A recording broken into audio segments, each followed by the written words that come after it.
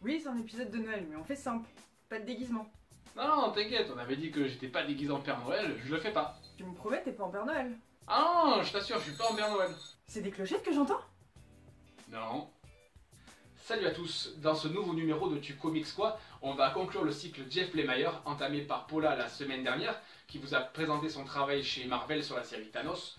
Aujourd'hui, je vais vous parler de Lemire version comics indépendant, avec la sortie de Black Hammer, publié chez Dark Horse aux États-Unis et chez nous en France par Urban Comics, et c'est sorti en novembre dernier. Comme vous pouvez le déduire d'après la superbe décoration qui est derrière moi, ainsi que les accessoires, gros budget, c'est bientôt Noël, et Black Hammer est donc une excellente idée de cadeau. Tout d'abord, première raison et pas des moindres, c'est génial. Black Hammer est tout simplement génial, moi j'ai vraiment adoré. En plus, le tome 1 est intitulé Origine secrète. On va dire que c'est assez malin parce que pour les lecteurs de comics, c'est ce qui définit un super-héros, son passé, ce qu'il a amené à aujourd'hui.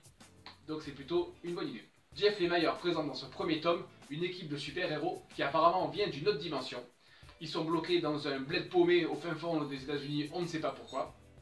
Si l'intrigue dans le présent, on va dire, ne bouge pas trop, c'est grâce aux nombreux flashbacks que l'intrigue avance, que nous en tant que lecteurs on en apprend un peu plus sur le passé de chaque personnage, ses motivations, son histoire personnelle, mais aussi les secrets que chacun cache, parce qu'il y en a beaucoup. 3 points de suspension. C'est Dean Armstrong qui assure la partie graphique. Sans être un de mes dessinateurs préférés, je trouve que son travail est vraiment très efficace sur Black Hammer parce qu'il retranscrit très bien l'atmosphère oppressante du comics. Vraiment, c'est le duo Lemire-Armstrong fonctionne bien.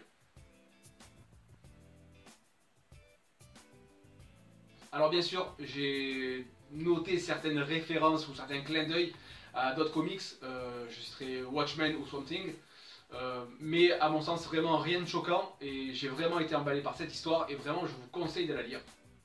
En fin d'édition, il y a une quantité phénoménale de bonus.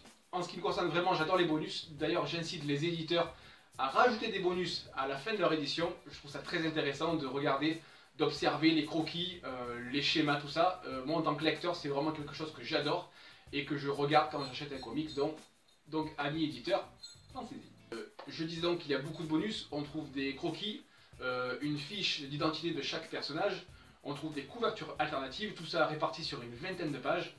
Je trouve ça intéressant, et il y a aussi une postface de Jeff Lemire. Vraiment, au niveau bonus, on est gâté. D'ailleurs, comme Wolverine, Jeff est Lemire dans sa partie. Un dernier mot pour vous convaincre de vous procurer Black Hammer, c'est son prix, c'est 10 € jusqu'au 31 décembre 2017, ça arrive bientôt. Voilà pour moi, je vous souhaite une excellente fin de week-end et je vous dis à très bientôt, ciao.